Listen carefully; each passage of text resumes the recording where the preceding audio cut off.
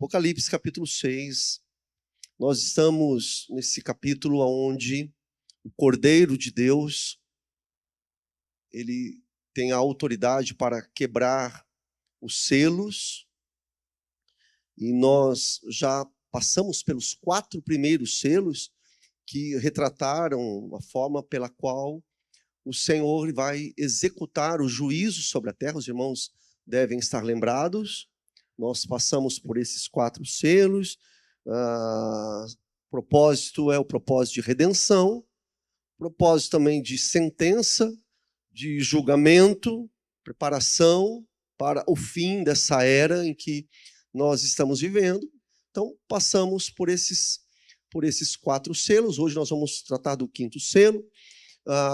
Considerando o primeiro cavalo branco, nós vimos lá que a pregação do reino ela será executada com eficiência, não é? A palavra de Deus será pregada apesar de um tempo hostil, apesar de um tempo de perseguição, né, que, conforme nós vimos nos 4 selos, caracterizados por guerra, por fome, escassez, necessidades e coisas do tipo, tanto na área econômica quanto na área material. Mas é isso que a palavra do Senhor nos revela nesse sentido. Na semana passada, nós vimos Apocalipse capítulo 6, o verso 8, pedi para colocar para nós, e você pode ver já na tua Bíblia também, ali no verso 8 do capítulo 6, nós demos de cara ali com o cavalo amarelo e o seu cavaleiro, que se chama Morte, e o inferno o seguia, e uma curiosidade que ficamos assim estarrecidos, é que esse cavalo com o seu cavaleiro recebeu a autoridade para aniquilar 1/4 da terra, né, por meio da espada, ou seja, guerras, fomes, pestilências, mortandades e até mesmo animais. Aí ontem, meus irmãos, eu estava lendo o Salmo 110, e lá no Salmo 110, observe isso, ali no verso 4 para frente, olha só que tremendo que está escrito ali. Está falando assim, olha, salmista, hein, lá no Antigo Testamento, tem um vácuo aí, um abismo cronológico do Apocalipse que nós estamos estudando, não é? E o salmista, no Salmo 110, inspirado por Deus, obviamente, iluminado pelo Espírito Santo do Senhor, ele diz assim, a partir do verso 4, o Senhor jurou e não voltará atrás. Você é sacerdote para sempre, segundo a ordem de Melquisedeque, referindo-se a Cristo, né? Ao período messiânico, ao Messias do Senhor. Olha o verso 5. O Senhor à sua direita, no dia em que se irá, esmagará os reis. Ele julgará entre as nações, enchendo-as de cadáveres, esmagará cabeças por toda a terra. Eu fiquei vendo isso aqui, a gente fica perplexo com o texto do Apocalipse, né? Uau! Olha só, tipo aqui o verso de número 8, o 4º cavaleiro que virá para aniquilar 1/4 da terra, é o que está dizendo o Apocalipse.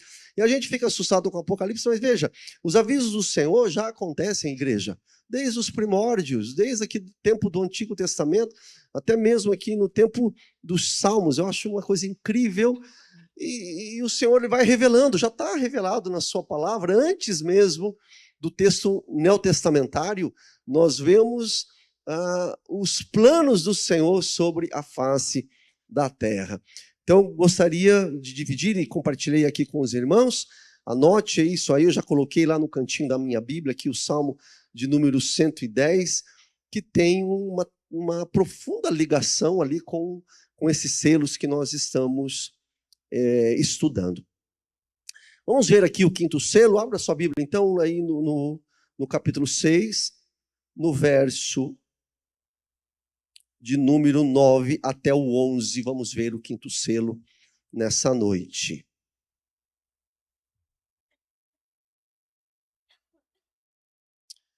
Diz a palavra do Senhor: quando o cordeiro quebrou o quinto selo, vi, debaixo do altar, as almas daqueles que tinham sido mortos por causa da palavra de Deus e por causa do testemunho que deram. Clamaram com voz forte, dizendo: até quando, ó soberano Senhor, santo e verdadeiro, não julgas, nem vingas o nosso sangue dos que habitam sobre a terra? Então, a cada um deles foi dada uma veste branca. E lhes foi pedido que repousassem ainda por pouco tempo, até que também se completasse o número dos seus conservos e seus irmãos que iam ser mortos como eles tinham sido. Fica a tua Bíblia aberta aí, capítulo 6, que o Senhor abençoe a sua palavra ao nosso coração. Veja, irmãos, com a abertura aqui do quinto selo, o cenário muda claramente da terra para o céu. Por que eu estou dizendo isso? Até o quarto selo, nós víamos o Senhor destinando a sua palavra para eventos aqui na terra. Observe isso. Isso é muito importante que a gente perceba essa nuance, esse detalhe aqui da palavra de Deus. Até o quarto selo, o Senhor estava ordenando sobre a terra. Quando nós chegamos aqui no quinto selo, o cenário é o cenário celestial. É justamente isso que João está enxergando. E aqui no quinto selo, lembrando que os selos são chaves para que seja aberto o livro, que somente o Cordeiro pode abrir. Já vimos isso lá no capítulo de número 4. E aqui o Cordeiro de Deus, ele está rompendo esse lacre, ele está rompendo esse quinto selo, e esse quinto selo vai revelar justamente aqueles que foram martirizados pela fé em Cristo Jesus. E aí eu quero iniciar dizendo o seguinte: nós estamos estudando o Apocalipse é a revelação de Deus sobre as coisas que já aconteceram, no nosso caso, no nosso passado, para João, futuro de João, tempo futuro do apóstolo João, da geração de João, mas também coisas que irão acontecer diante do nosso futuro. Nós estamos aqui nesse tempo presente e a palavra de Deus, ela trata tanto de situações que já ocorreram no passado, como também daquilo que ainda irá acontecer. E nós vemos aqui que esse quinto selo, meus irmãos, está falando dos servos do Senhor que foram martirizados por causa do amor a Cristo Jesus, por causa do amor da palavra de Deus, conforme nós lemos. Como nós falamos, desde quando começamos iniciando aqui nesses selos, nos 7 selos, é o início ali, é o princípio das dores, conforme Jesus está relatando. E se nós olharmos por esse ângulo, nós podemos alinhar aqui esse quinto selo, meus irmãos, aos princípios das dores, ali em Mateus capítulo 24, no verso 9, por exemplo, que está dizendo assim: então eles, está falando do sistema, atenção, hein? O império que reina nesse mundo, eles os entregarão. Entregarão quem? Os crentes em Jesus. Entregarão quem? A igreja de Cristo. Entregarão para serem perseguidos e condenados à morte. E vocês, Jesus falando para os seus seguidores, Jesus falando para a sua igreja, para os seus discípulos, vocês serão odiados por todas as nações por minha causa. Deus está revelando a realidade dos crentes em Jesus. Nós vemos isso de uma forma muito clara: realidade de perseguição, realidade de martírio, realidade que irá se cumprir conforme a palavra de Deus nos revela, tanto no Apocalipse e também nas palavras do Senhor Jesus aqui em Mateus capítulo 24. Então fica muito claro para nós, queridos irmãos, aqui nesse quinto selo, a respeito de servos de Deus que foram mortos por causa da palavra de Deus, que foram mortos por causa do testemunho que eles sustentaram. Eu sei que essa não é uma palavra que muitos de nós gostaríamos de ouvir, não é?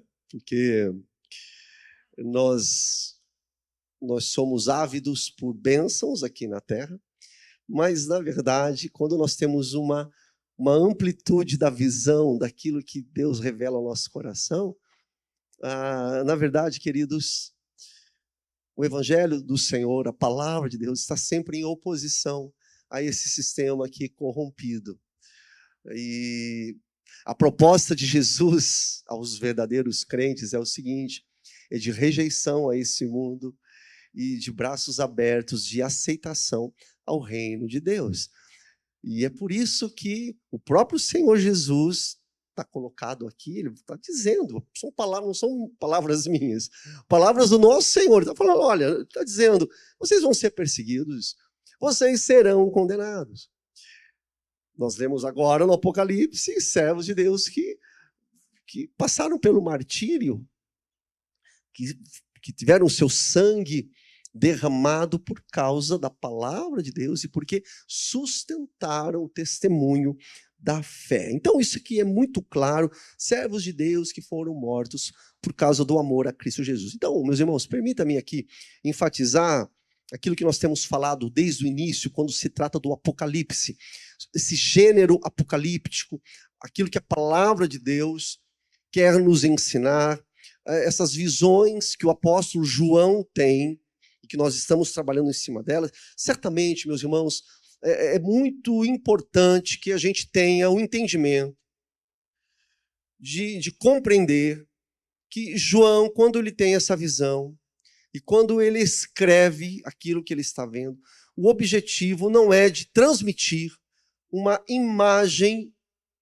fotográfica, uma imagem objetiva, exatamente como ele está enxergando. Veja, nós estamos batendo na mesma tecla desde o início, é uma visão que ele está tendo. E ele coloca no papiro, ele escreve de uma forma simbólica, de acordo com aquilo que ele compreende. E por que estou enfatizando que é importante? Porque a gente tem que compreender o seguinte: não adianta nós pegarmos literalmente tudo que está registrado aqui pelo apóstolo João e nem pelos outros apocalipses que nós já falamos nos nossos encontros introdutórios. Na verdade, tem aqui, né, uma boa parcela de simbolismo, mas que sim, que reflete a realidade. Então, o que nós temos aqui, na verdade, são representações de uma realidade espiritual que irá acontecer.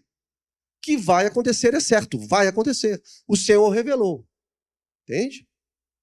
Mas nós não precisamos pegar de forma literal cada imagem que foi revelada, que foi escrita, porque se nós fizermos dessa forma, nós teremos certamente muitos problemas. E eu estou falando isso aqui, por exemplo, se os irmãos não perceberam, dá uma olhadinha aí na tua Bíblia, no verso 9. Pode pular para a gente também aí, Lu. Olha só. Eu me debati, eu encontrei uma vasta discussão de páginas e páginas. Os estudiosos da Bíblia, né, os comentaristas, tratando de uma discussão intensa sobre essa expressão debaixo do altar. Está vendo lá, irmãos? Está em letra maiúscula, letras garrafais. Olha lá. Debaixo do altar, onde estavam as almas daqueles que tinham sido mortos por causa da palavra de Deus. Então, olha só, muitos irmãos eles se detêm querendo explicar o significado desse debaixo do altar. Então, deixa eu comentar aqui com os irmãos. Alguns intérpretes, por exemplo, eles gastam folhas e folhas de livros dizendo o seguinte: eles tentam provar que esse altar da qual se refere a visão de João é uma referência ao incenso lá do tempo de Moisés, do tempo do Antigo Testamento, do tempo do tabernáculo. E aí eu quero insistir nesses estudos que nós estamos tendo aqui, meus irmãos. É tudo muito complexo. Você pegar o tal do copia e cola, falar, olha, esse altar realmente é o altar lá do tabernáculo da época que o povo de Israel estava no deserto. É muito difícil você cravar os significados. Falar, é isso. Então, reiterando o que eu estava dizendo, certamente Deus está revelando a sua ação macro no mundo, e irá acontecer.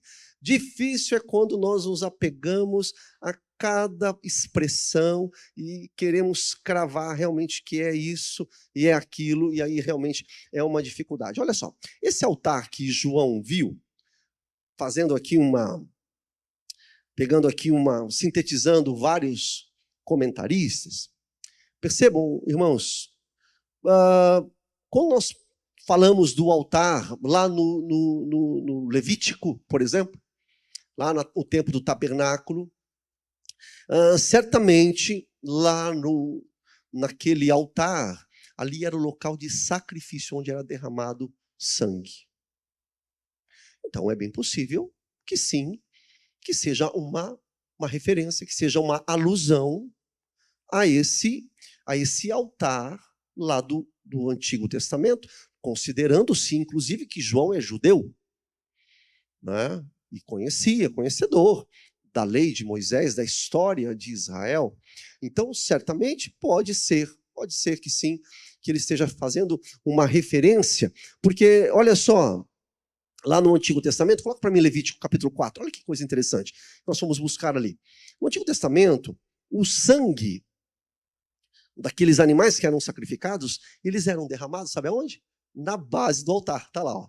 Na base do altar, talvez ali embaixo do altar, o sacerdote deve derramar o restante do sangue do novilho na base do altar. Quer dizer, tem tudo a ver, pode ser que seja isso realmente, que João, acompanha o raciocínio, meus irmãos, João ele está vendo ali as almas dos mártires que foram sacrificados, que morreram por causa da palavra de Deus, por causa do testemunho que deram. Então ele vê que aquelas almas estão ali debaixo do altar. É isso que é a visão de João aqui no verso 9.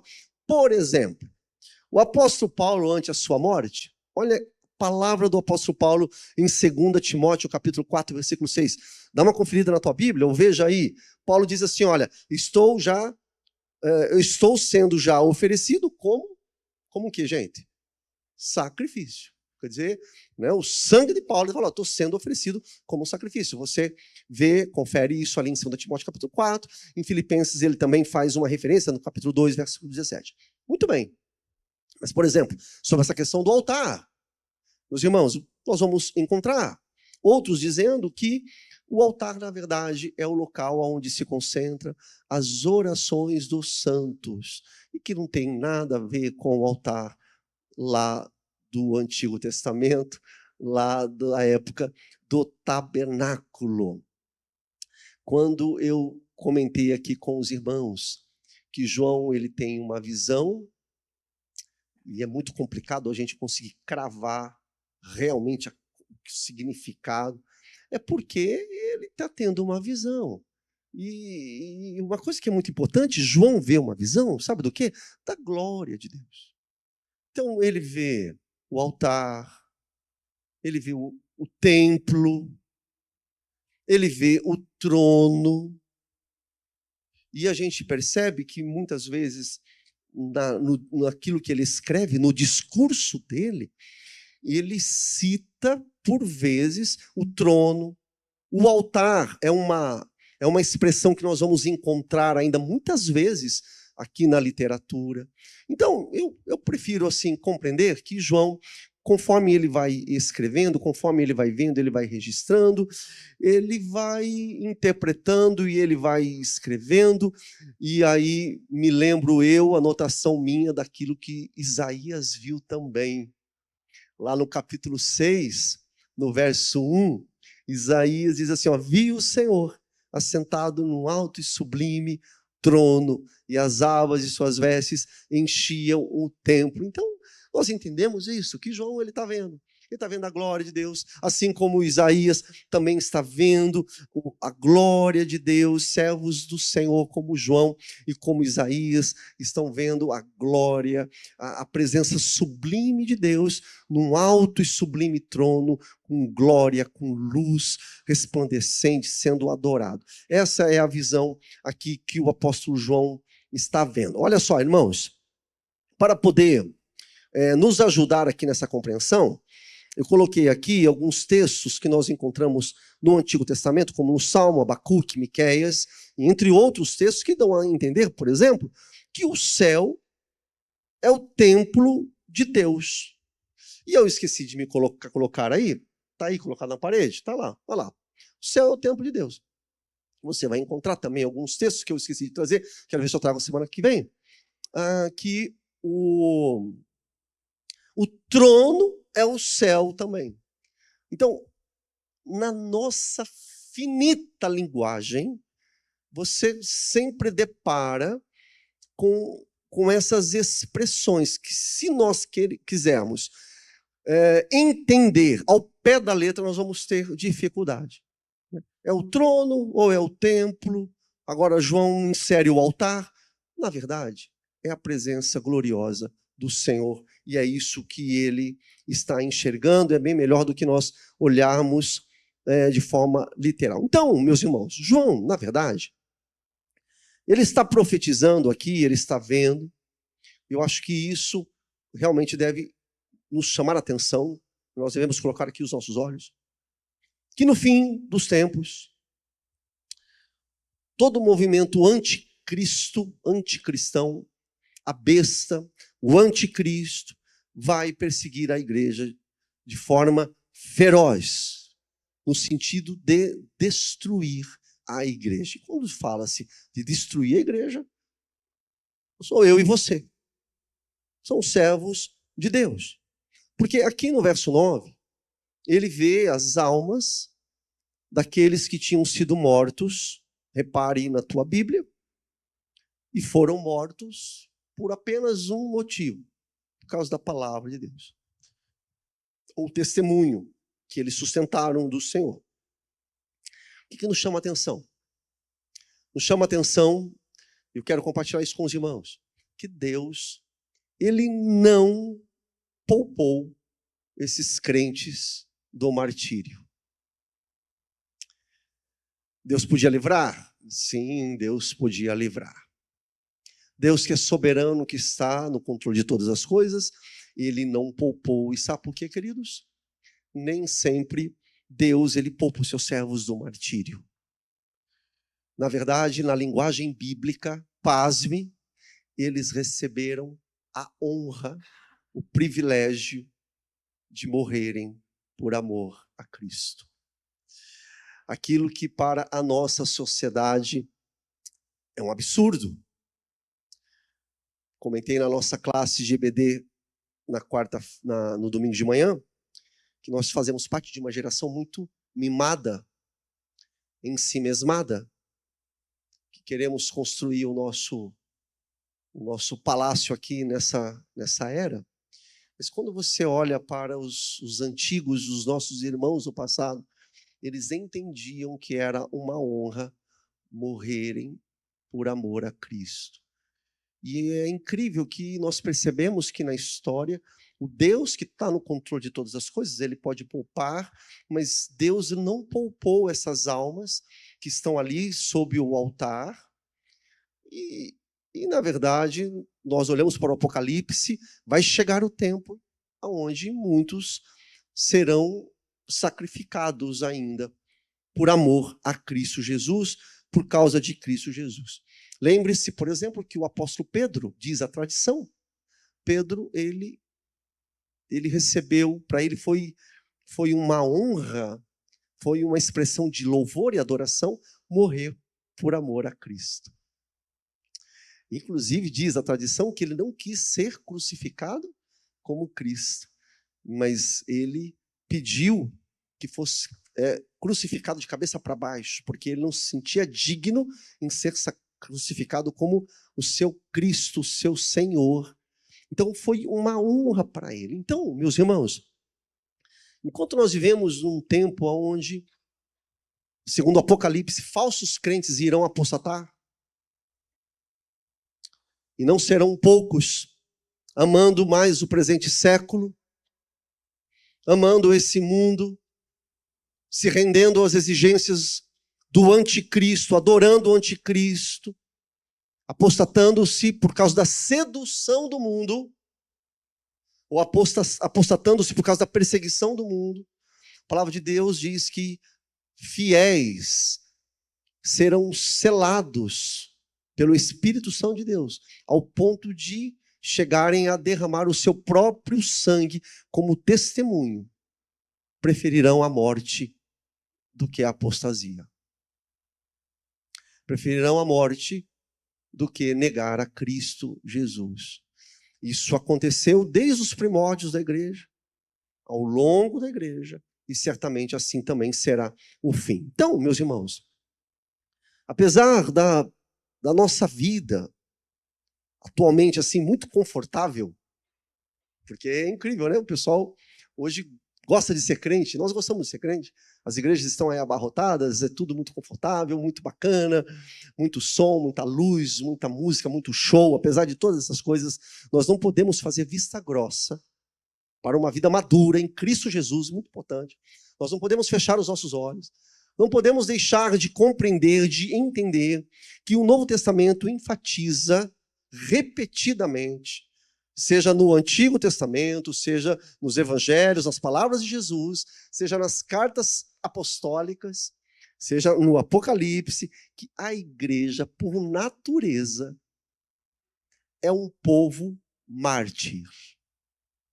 Mas, pastor, eu vim quarta-feira para essa palavra, nós estamos no 5º selo, e é isso que nós temos que entender. Quando Jesus fala lá em Atos capítulo 1, versículo 8, vocês serão as minhas testemunhas. Começando aonde mesmo, gente? Esqueceram? Começa aonde sendo testemunha? Jerusalém, Judeia, Samaria e até os confins da terra, não é? Nós douramos a pílula na nossa expressão no português. Vocês serão minhas testemunhas, mas se você observar e estudar ali direitinho o texto original, o termo não é testemunha, o termo é mártir, e mártir é mártir mesmo. Então vocês serão meus mártires em Jerusalém, na Judeia, Samaria até os confins da terra. Então a igreja é formada por um povo mártir. Nós não podemos perder isso de vista. Por mais que o tempo que a gente esteja vivendo é um tempo confortável, um tempo bom, e Deus está nos permitindo isso. Mas a igreja, quando nós olhamos para a história, sempre passou por massacres. Infelizmente, mas essa é a verdade, porque nós não somos aqui. A palavra de Deus o tempo todo está dizendo o seguinte, que nós somos estrangeiros nesse mundo. Somos forasteiros. Nós não podemos nos adaptar a esse mundo, tomar a forma desse mundo. Nós não somos aqui.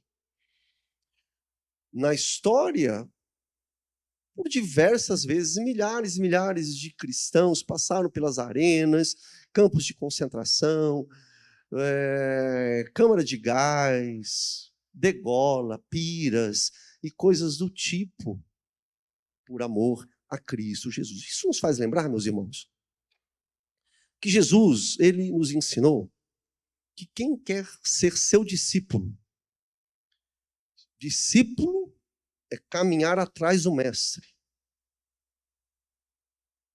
Tem um conto judaico que diz que o mestre andava com as suas sandálias naquele terreno arenoso e os discípulos ficavam vestidos da poeira das sandálias do mestre. Porque o sentido literal é isso, o discípulo está seguindo o mestre vai, o discípulo vai atrás. E aí Jesus ele fala o seguinte, quem quer ser o meu discípulo, Mateus 10, 38. O que Jesus fala mesmo? Tem que acontecer o quê mesmo, gente? É embaixo, né? 16, 24. Mas o de cima também, olha o de cima, vou ler. Quem não toma sua cruz e vem após mim, não é digno de mim. Muito bem, isso 10:38. Ali em Mateus 16:24, Jesus diz aos seus discípulos assim, ó, se alguém quer vir após mim, o sentido é vir após mim, tá entendendo? Ser discípulo, caminhar atrás do mestre. Negue-se e tome a sua cruz. Toma a sua cruz. Gente, quando Jesus fala, tome a sua cruz, Jesus não está falando de cargas pesadas dessa vida. Porque a gente tem a mania, a gente aqui, nós não temos, o vizinho tem. Você já ouviu o vizinho falando, essa minha cruz, né? E qual que é a cruz que o vizinho está se referindo? É a cruz, os problemas da vida, o marido que não para de dar trabalho, os filhos, a enfermidade, o patrão, o chefe, essa minha cruz. Então, nós temos essa mania, e talvez você já foi pego uma vez ou outra dizendo isso. Essa minha cruz está muito pesada. Não tem nada a ver.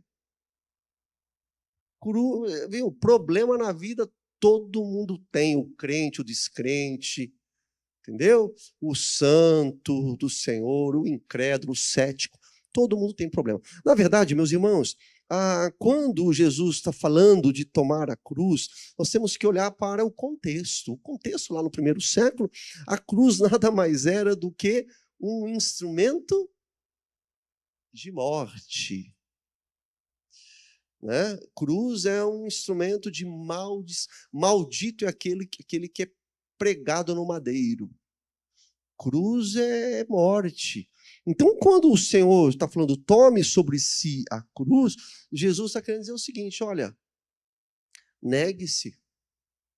É a tua luta. Negue a você.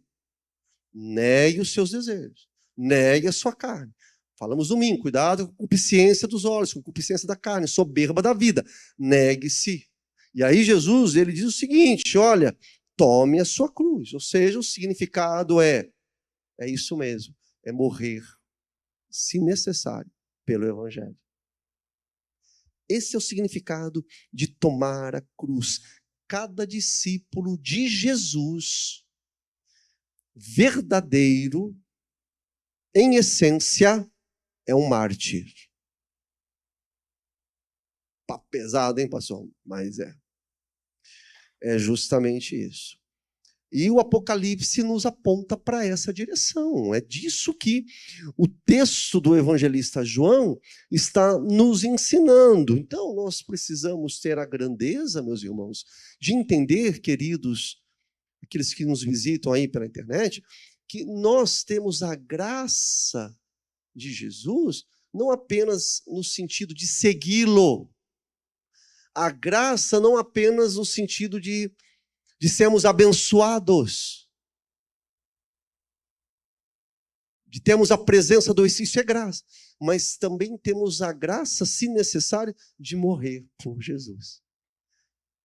E aí eu quero reiterar o que eu falei agora há pouco, que é esse o entendimento dos nossos irmãos do passado. Eles entendiam essa graça, essa honra, esse prazer de poder morrer por Jesus. Eles se dispunham a morrer por causa da sua fé. Essa é a verdade. Então, meus irmãos, com tudo isso que nós aprendemos aqui na palavra de Deus, Deus ele nos mostra, queridos, que esses mártires aqui, do Apocalipse, capítulo 6, verso 9, e nós também, que o sacrifício de Jesus na cruz do Calvário não foi um acidente, mas é plano de Deus. Isso é muito importante também, que nós tenhamos isso em vista, de uma forma muito clara, e aí nós seguimos os passos dele. A morte de Jesus não foi um acidente. Não. Isso era objetivo, é finalidade. E aí, quem o segue também vai na mesma linha. E qual linha é essa? Entendam, quero insistir aqui. Qual é a linha? A linha de seguir a Cristo, se possível, até entregar a sua vida. E eu já falei aqui que não é pela nossa carne, o Espírito Santo de Deus, ele nos fortalece, eu creio nisso, que esses irmãos que chegam a morrer por amor a Cristo, o Espírito Santo de Deus os envolve com poder, com força, com convicção, porque nós, por nós mesmos, a gente não consegue. É o Espírito de Deus. E quando nós chegamos a esse ponto, qual é a mensagem? A mensagem é a seguinte, é de rejeição a esse mundo. Esse mundo de pecado, esse mundo de mentira, esse mundo de engano, esse mundo de imoralidade. Então nós negamos, rejeitamos esse mundo e abrimos os nossos braços para o reino que nos está proposto. Para as promessas do Senhor para o nosso coração. Então, meus irmãos, nós não devemos temer, porque até na morte do povo de Deus, Ele, o próprio Deus, através do Senhor Jesus, através do seu Santo Espírito, Ele está no controle. E aí eu quero retomar o que eu estava dizendo aqui, eu acho incrível, que o próprio Deus, Ele não poupou esses irmãos. Esses mártires, as almas deles estão lá debaixo do altar. O Senhor não poupou. Por quê? Porque, sim, é um privilégio, é assim que o Senhor nos enxerga, nós não devemos temer, Ele está conosco nas lutas, nas dificuldades. O Senhor nos sustenta. Ele nos abençoa. E vou dizer o seguinte, o inimigo persegue a igreja, o inimigo, ele quer destruir, ele quer matar, e quando ele mata servos de Deus, ele pensa que está vencendo, coitado dele. Cada vez que ele mata um cristão, conforme disse o Tertuliano, o sangue desses cristãos que são derramados no chão, isso é a semente do evangelho. Cada vez que ele pensa que está vencendo, não está vencendo nada, quem vence é Jesus Cristo. A vitória é do nosso Senhor. Amém, gente? Amém com coragem? Glória a Deus. Então, gente, João está enxergando aqui esses cristãos, mártires que foram mortos pelo anticristo. O anticristo que está presente na história da humanidade. Né? Sempre tem anticristos, sempre teve. Né? Os impérios desse mundo, os poderes dessa terra, sempre tem. E João está enxergando, e essa visão de João, acompanhe comigo aqui, por favor, acompanhe, abrange os servos de Deus de todas as épocas.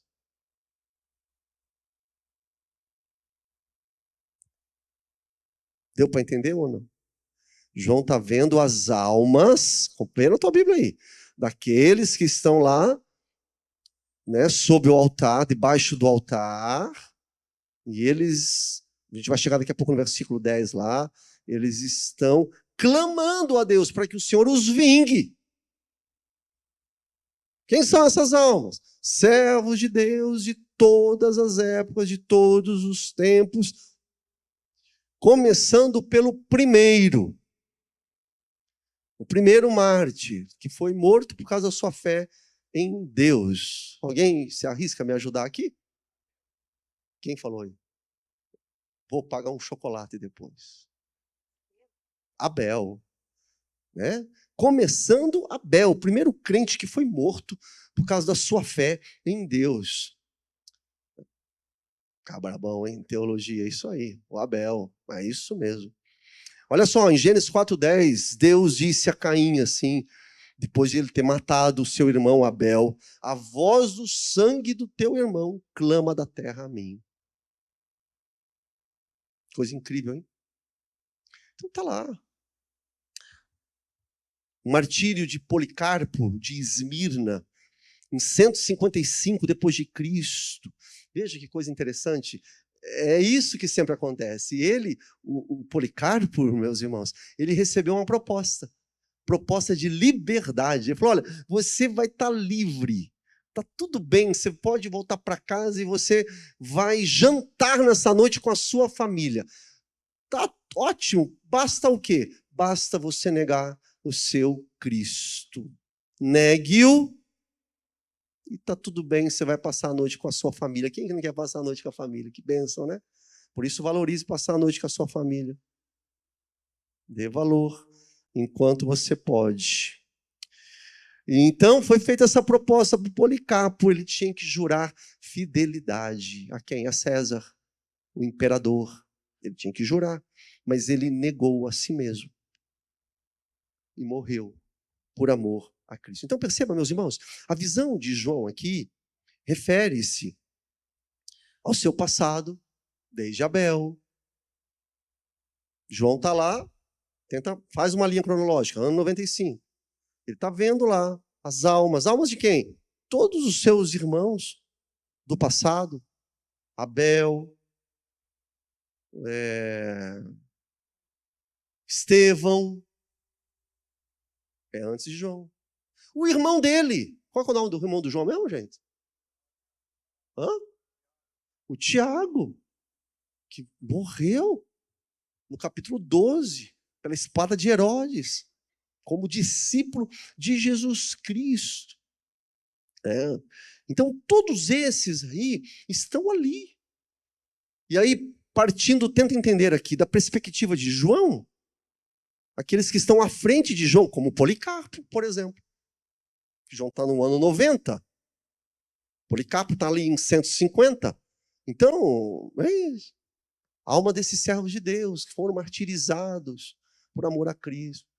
E partindo do ponto da gente aqui, aqueles que ainda serão, do tempo que virá, do nosso futuro, que nós aguardamos a vinda definitiva do Messias. Então, meus irmãos, João está vendo as almas daqueles que tinham sido mortos e daqueles que morreram, que foram martirizados, assassinados por causa da palavra de Deus, por causa do testemunho do Evangelho. E aí, esses irmãos, vamos para o verso 10. Olha aí o verso 10. Eles já estão lá na presença de Deus. Olha que coisa bacana. Para a gente aprender aqui. Eles estão na presença de Deus, estão desfrutando da presença de Cristo, ali debaixo do altar. E aí eles clamavam em uma voz forte. O que eles diziam mesmo, gente?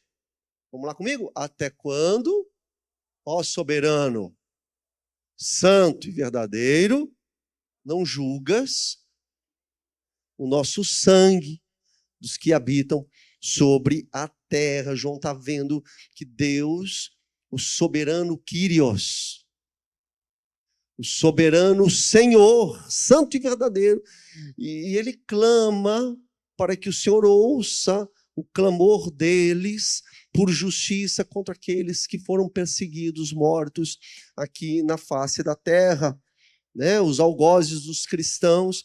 E aí eles pedem, atenção aí, olha, eles pedem o julgamento e a vingança pelo sangue dos justos que foram derramados. Agora olha que coisa interessante. E Deus vai vingar. Mas quando a gente chega no verso 11, dá uma olhadinha aí. Não chegou o tempo ainda da vingança de Deus.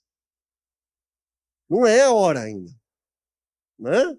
Não está ainda. Né? Esse juízo do Senhor pelo sangue daqueles que foram mortos. Deus vai vingá-los, mas eles deveriam lembrar do texto em Romanos, e eu coloco aqui para os irmãos, que eu acho que é muito instrutivo para nós. Romanos diz assim: não vos vingueis a vós mesmos, porque está escrito, minha é a vingança e eu o recompensarei, diz o Senhor. Calma. Isso em todos os aspectos da tua vida, meu irmão. Tanto no sentido aqui do escatom, tanto no sentido da escatologia. O Senhor é quem... Eles estão pedindo aqui a vingança ao Senhor. É o Senhor. Tanto na questão da escatologia, do final dos tempos, é o Senhor quem julga, quem sentencia. Até mesmo também na tua vida pessoal. Né? Não vos vingueis a vós. Porque a vingança pertence ao Senhor. Você crê nisso? Glória a Deus, não é mesmo? O Senhor, Ele vinga o seu povo certamente. No seu ministério terreno, olha só o que Jesus disse para completar essa palavra. Guarda no teu coração. Você deve conhecer Lucas 18, versos 7 e 8. Diz assim, olha, não fará Deus justiça aos seus escolhidos. Oh, glória a Deus. que a ele clamam dia e noite, embora pareça demorado em defendê-los, mas o Senhor fará justiça, louvado seja o nome do nosso Deus. Então, olha só, para a gente destrinchar aí esse trecho da palavra de Deus, então nós vimos aí no verso 10 que essas almas, elas estão clamando a Deus por justiça e por vingança, né? Pelo sangue daqueles que foram martirizados aqui na face da terra. Para terminar, o verso 11. Olha o verso 11. Cada um dos mártires, meus irmãos, está lá, né? Olha, cada um deles, o que eles receberam, gente? Vestes brancas. Aí eu fui buscar aqui, quero falar para os irmãos, olha, o significado é de alegria, felicidade, pureza, repouso. As vestes brancas traz esse sentido, simbolismo de absolvição, justificação, retidão, santidade, salvação. Receberam essas vestes brancas. Agora, repare que eles receberam essa condição do Senhor. Um ponto aqui. Antes de serem ressuscitados. Sim? Beleza? Sim? Faz sentido aí? Né? Nós estamos no tempo da história que o Senhor ainda não veio. A igreja não foi arrebatada, o povo ainda não foi ressuscitado. Então, eles não estão ainda desfrutando da plenitude do reino eterno. Eles não estão gozando aquela felicidade plena que a palavra de Deus nos garante. E esses que morreram aqui em Cristo, observe mais um ponto aqui para os irmãos defenderem a sua teologia. Veja que eles não estão dormindo como algumas seitas advogam. Ok?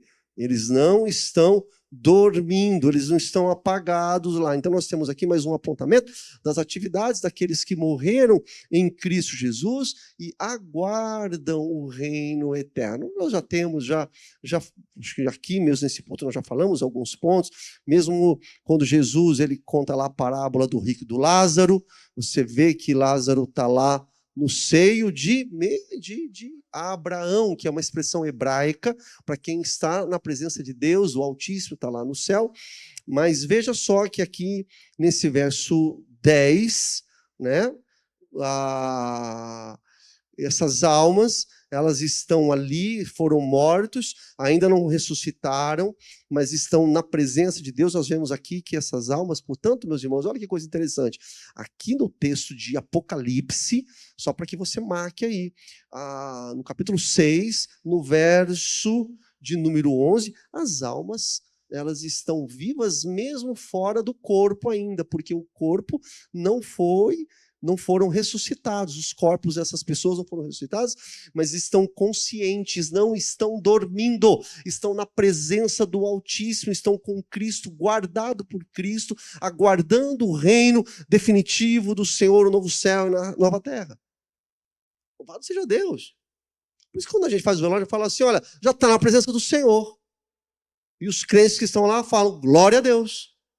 Porque é justamente isso. E aí, talvez você nunca colocou os seus olhos, você nunca se apercebeu dessa revelação que nós temos aqui no Apocalipse capítulo 6, mas isso aqui é uma verdade. Então, esse aqui é o ensino, é que a morte não separa o cristão do seu Deus. Não separa. Ele não fica lá. Onde eles estão desfrutando da presença do Senhor, e não tem mais dor, não tem pranto, não tem luto. Não tem morte, só tem júbilo e estão na presença do Altíssimo, na expectativa de iniciar, queridos, o reino definitivo do nosso Deus. Louvado seja o Senhor. E por último, aqui ainda no verso 11, repare aí, puder colocar para mim de novo o verso 11, Lu, põe para a gente aí, olha. Eles tinham que esperar com paciência, perceba aí. Foi pedido, né, para que repousassem por um pouco tempo. Então, veja só, é para aguardar um pouco de tempo. Veja que interessante como Deus tem tudo no seu domínio, meus irmãos. Eles tinham que esperar, porque, segundo o texto aí, olha, tem que completar o número dos seus conservos e seus irmãos. Vou ler aqui, tá? Que iam ser mortos como eles também tinham sido mortos.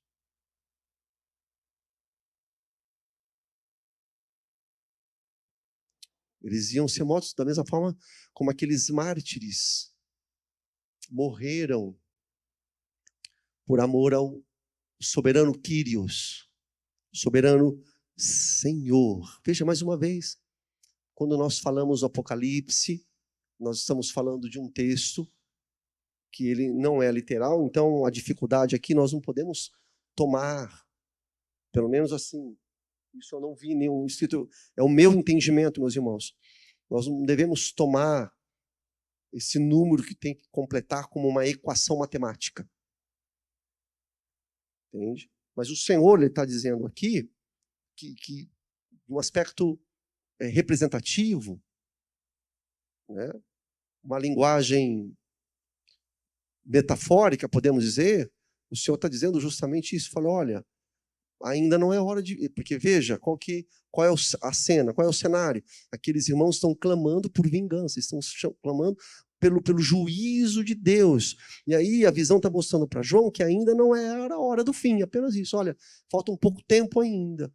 Não deu ainda o tempo, eles queriam julgamento, eles queriam juízo, eles queriam a vingança, eles queriam a sentença para ali, é o clamor dele. Mas o Senhor está dizendo, olha, tem coisas ainda para acontecer. Por exemplo, o evangelho ainda tem que ser pregado a toda criatura, até os confins da terra.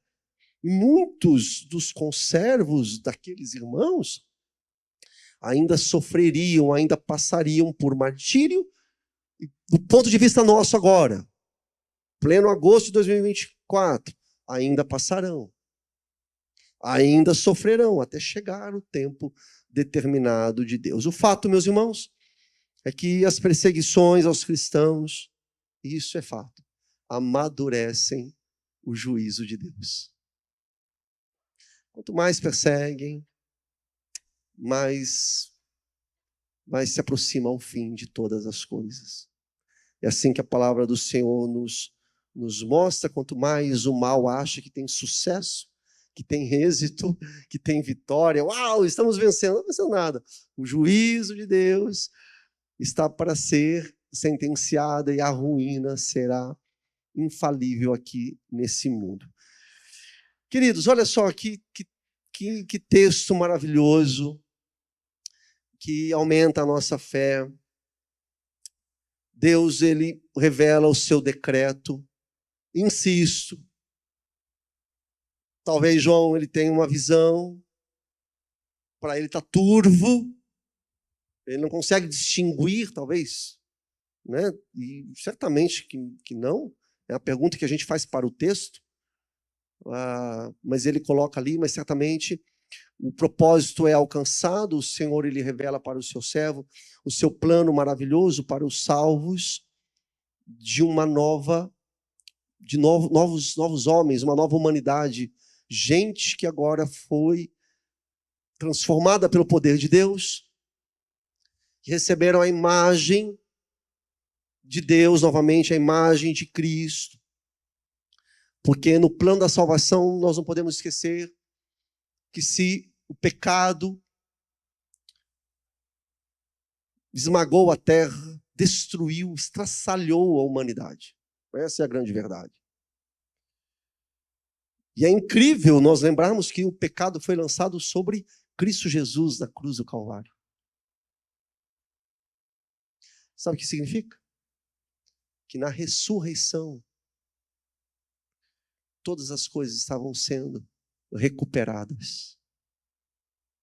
A vida, a imagem de Deus, essa é a oportunidade, essa é a possibilidade. Na ressurreição de Cristo Jesus, todas as coisas estavam sendo reconstruídas. É na morte de Cristo Jesus.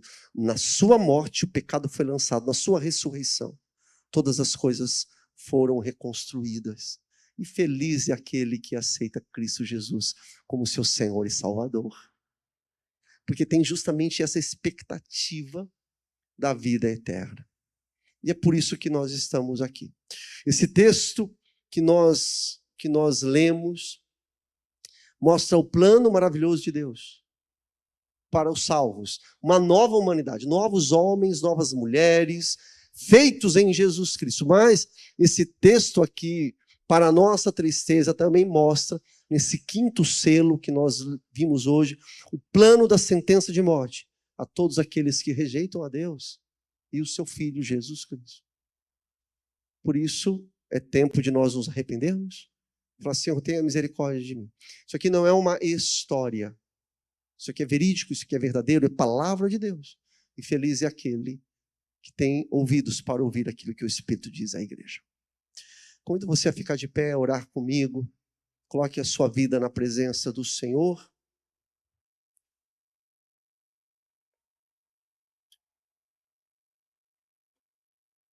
Peça perdão pelos teus pecados. Clame pelo sangue de Jesus. Desfrute da presença gloriosa de Jesus. Esse Deus que controla todas as coisas, que domina sobre toda a criação. E Ele não perdeu de seu domínio um centímetro sequer. Todas as coisas estão debaixo do seu poder. Nós estamos aqui para render a Ele toda a honra e toda a glória. Bendito Pai, maravilhoso Deus, como o Senhor é grandioso. A nós, Senhor, nos cabe nos prostrarmos diante de Ti, com seriedade, com verdade, se humilhando, nos humilhando diante da Tua presença. Cuida, Pai, da Tua igreja, cuida das nossas vidas, cuida de mim, Senhor. Cuida dos meus irmãos, cuide de nossas famílias, da minha família, da família de cada marido aqui, de cada esposa. Cuide de nossas almas, Pai. E aconteça o que for, Pai, nós jamais deixaremos o Senhor. Mas isso são palavras nossas, Pai. A nossa segurança de verdade está no Senhor, em garantir isso. Permita, Pai, que os nossos joelhos falhem, que os nossos pés tropecem. Firma os nossos passos em Ti, Pai. Oh, Deus. Jamais queremos nos apostatar da fé. Jamais queremos ser seduzidos por esse mundo, Pai. Jamais, Deus, permita que sejamos enfraquecidos pelo medo dessa terra, Senhor, pelas ameaças desse mundo. Por favor, Pai, que sejamos cada vez mais apegados ao Senhor. Essa é a minha oração, Deus, diante de uma palavra tão maravilhosa quanto essa, Senhor. Estenda o Teu manto sobre toda a igreja, Pai. Protege-nos, Senhor, como filhos. Protege a nossa alma. Oh, Deus, que os nossos pequenos nomes possam estar aí brilhando no livro da vida, Pai. Estaremos contigo para todo sempre. Nos abençoe, abençoe o Teu povo. Abençoe essa noite. Que a paz do Senhor seja sobre cada lar. E abençoe, Deus, as atividades da igreja, o coral amanhã, adolescentes na sexta, jovens no sábado. Enfim, Deus, os embaixadores no domingo de manhã. Oh, Deus, que tudo seja para a glória do Senhor. Fique conosco em nome de Jesus. Amém, Senhor.